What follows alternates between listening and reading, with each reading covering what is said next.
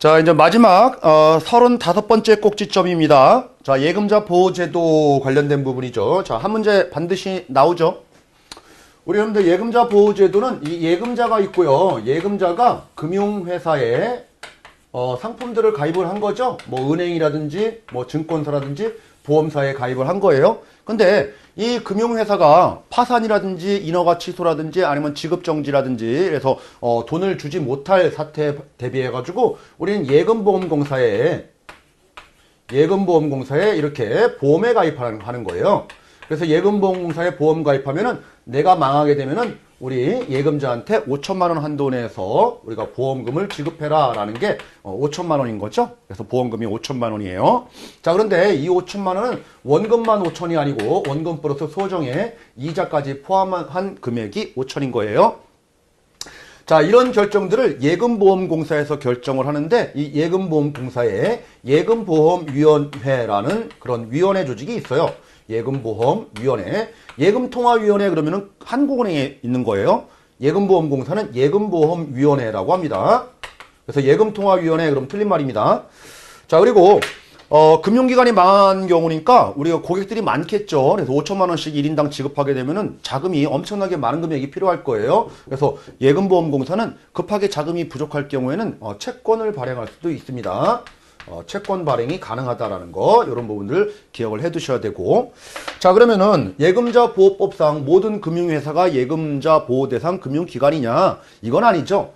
대표적으로 우리가 보호되는 기관으로는 뭐 은행이라든지 아니면은 우리가 보험사, 생명보험사 이런 데 다 보호되죠. 그리고 투자 매매업자, 투자 중개업자도 보호돼요. 그래서 증권사 안 된다 이렇게 하는데 증권사도 그런 업무에 대해서는 투자 매매업, 투자 중개업은 보호가 된다라는 거고요. 자, 그리고 상호저축은행 이런 데 다 됩니다. 상호저축은행, 우리 저축은행 이렇게 하면 안 될 것처럼 보이지만 다 된다. 기타 되는 곳이 좀 많아요. 근데 우리가 좀 안 되는 곳을 중심으로 기억을 해두시면 되겠죠. 자, 우리가 새마을금고 이런 데 안 됩니다. 새마을금고. 그리고 신용협동조합이라고 해서 신협이라고 하죠. 신용협동조합 이런 데가 예금자 보호가 안 되는 금융기관이에요. 자, 그리고 농협중앙회라든지 수협중앙회는 지금은 여러분들 NH은행, SH은행 해가지고 은행으로 봐서 예금자 보호가 됩니다. 자, 그렇지만 농협 또는 수협과 관련된 농수협 단위조합이라고 하죠. 단위조합 또는 이제 지역조합이라고 얘기합니다. 자, 지역조합은 여러분들 예금자 보호가 안 되는 곳이에요. 그래서 예금자 보호가 안 되는 대표적인 금융기관 요 세 가지. 물론 우체국 예금도 국영금융기관이니까 예금자 보호가 안 되는 거는 맞죠. 자, 그래서 요 세 가지 새신단 뭐 이렇게 새신단 뭐 종교적인 냄새가 좀 나네요. 자, 이런 데는 종교에서 보호를 해주지 예금자 보호에서 보호해주지 않는다. 어쨌든 간에 이렇게 좀 외우자고요. 자, 다음 언제 그러면 보험금을 지급하느냐라는 겁니다. 그러면 금융기관이 망했을 경우에 보험금을 지급한다라는 거예요. 자, 대표적으로 금융기관이 여러분들 좀 경영상의 문제점이 발생해가지고 도저히 안 되겠어. 니네 것을 제 다른 회사한테 다 옮겨 이렇게 할 수가 있어요. 그래서 제3자한테 계약 이전이 됩니다.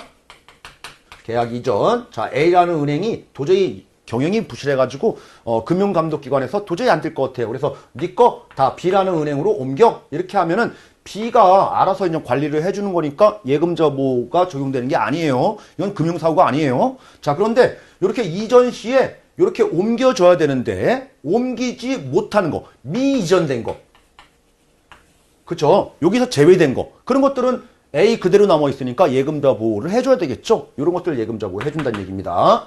자, 그리고 또 하나는 여러분들 요거는 해준다. 예금자 보호 미이전된 거. 요거는 이전된 거는 안 해준다. 그리고 우리가 합병했다. A하고 B하고 합병했다. 그런 금융사고가 아니죠. 예금자 보호법이 적용되는 게 아니고. 그리고 경영 개선 권고, 경영을 개선해라 라고 해서 금융당국으로부터 개선 권고를 받았어요. 자, 그러면은 망한 거 아니죠? 이런 거는 예금자 보호법상 보험사고가 아니다라는 거. 어떤 게 보험사고고 어떤 게 보험사고가 아니다라는 것들도 구분해낼 줄 아시란 얘기고요. 자, 그리고 이런 금융기관에서 우리가 예금자 보호법이 되는 금융기관에서 판매되는 모든 상품이 예금자 보호가 되는 게 아니에요. 안 되는 상품, 보호 상품이 있고요. 보호되지 못하는 상품이 있어요. 자, 그러면은 이런 부분들을 다 어떻게 공부를 할 거냐라는 거죠. 다 공부하기 너무 양이 많으니까, 자, 판서해드린 중요 내용들 정도, 우리 여기 요약에서도 나오겠지만은, 여러분들, 내용 중심으로 기억을 좀 해주자라는 겁니다. 자, 보호되는 상품들은 대부분 좀 보호되지만, 보호 안 되는 상품들 보니까 다 영어로 표현되어 있는 상품들이 있어요. 뭐, CD라든지, CP라든지, 뭐, RP라든지, 뭐, ELS라든지, 뭐, ELF라든지, 뭐, 이런 것들, 뭐, ELW, 뭐 이런 것들 다 예금자 보호 안 된다. 양도성 예금증서, 기여보험, 환매채권 이런 거 안 된다. 그리고 CMA, 뭐 MMF 이런 것들 예금자 보호가 안 된다. 자, 그런데 예금자 보호가 되는 예외적인 상황이 있는데, 자, 은행에서 취급하고 있는 우리가 MMDA라는 것은 예금자 보호가 되는 상품인 거고요. 자, 그리고 우리 CMA, 증권 사용 CMA는 안 되지만은 종금 사용 CMA는 예금자 보호가 된다.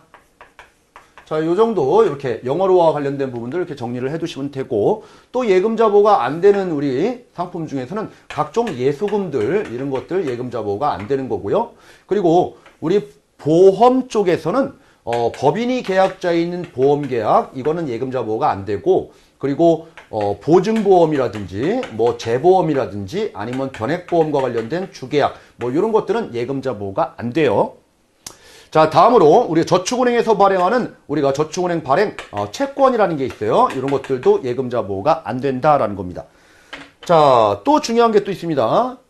예금자 보호가 되는 상품으로 여러분들 영어로 된 것 중에서 우리 확정 기여형 퇴직연금과 우리 개인형 퇴직연금, 확정급여 DB형은 아니에요. 자, 요것들은 예금자 보호가 돼요. 이거는. 근데 요 5천만 원 한도 내에서 예금자 보호가 되는 게 아니고 요것들은 별도로 추가적으로 5천만 원 한도 내에서 따로 보호됩니다. 이건 별도로 보호돼요. 자, 이런 부분들도 기억을 해두셔야 됩니다. 자, 이제 마지막으로 보호상품, 비보호상품 중에서 우리 주택 마련과 관련된 상품들이 있습니다.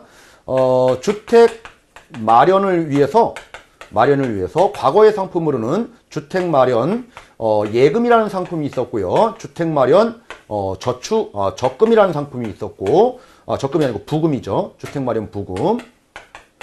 그리고 주택마련 저축이라는 상품이 있었어요. 근데 예금하고 부금은 예금자 보호가 됐는데 이 저축이라는 상품은 예금자 보호가 안 되는 상품이었어요, 여러분들. 그리고 요즘 판매되고 있는 것은 주택청약 종합 저축이죠. 이게 저축자가 들어가면은 예금자 보호가 안 되는 겁니다. 상품 중에. 자, 상당히 좀 깊이 있는 문제 출제했을 때는 이렇게까지도 구분하는 것도 나온 적이 있었기 때문에 한번 본 거고요. 자, 보호되는 상품, 비보호되는 상품 요 정도만 정리를 하셔도 무방하겠다라는 겁니다. 자, 다음으로 이제는 예금자 보호 한도와 관련돼서 여러분들 요 5천만 원, 이자까지 5천만 원이다라는 거고요. 그리고 금융기관의 금융회사의 상품별 또는 지점별 한도가 아니고 이 동일 금융회사의 총 금액 한도 5천인 거죠. 그리고 확정기여형, 확정급여형 퇴직연금은 이 5천만 원 한도에 다 포함되는 게 아니고 따로 5천만 원 한도다라는 거. 그리고 여기 예금자가 여러분들 개인만 보호되는 게 아니고요. 법인 우리 예금자도 예금자보호법상 적용 대상을 받습니다. 다 보호되는 거예요. 가끔가다 이제 질문을 하시는데, 아니 보험 같은 경우에는 법인 보험 계약자는 예금자 보호가 안 되는데 왜 법인은 된다고 합니까? 이렇게 얘기하시는 분들이 있어요. 아니에요. 일반적으로 법인 다 됩니다. 개인도 다 돼요. 단 보험에 한해서만 안 된다. 이렇게 보시는 거예요. 이건 예외인 겁니다. 일반적으로 우리가 은행에 가입한다. 그럼 개인 통장, 법인 통장 다 예금자 보호 된다. 이렇게 보시는 거예요. 그래서 법인도 대상이 된다. 자, 이렇게 여러분들 우리 예금자 보호제도와 관련된 부분들은 뭐 이렇게 쭉 정리를 해두시는 게 한 문제밖에 안 나오니까 딱 우리 시험에 딱 맞죠. 그렇죠? 자, 여기까지 우리 변액 꼭지점 35개를 가지고 전체적으로 요약 정리를 했는데, 여러분들이 변액 꼭지점 1번부터 35번까지 쭉 들어보신 분들은 정규 과정도 내용이 아주 깊이 있는 내용까지 세세한까지 다 하지만은 중요한 내용이 요 35개에 다 있구나라는 부분들 아마 아실 거예요. 그래서 35개 꼭지점을 잘 정리하셔가지고 내 걸로 100% 소화만 하시면은 뭐 합격하는 데는 아무 지장이 없습니다. 자, 마무리 잘 하셔가지고 저는 다 100% 한 방에 합격하시기를 기원하겠습니다. 수고하셨습니다.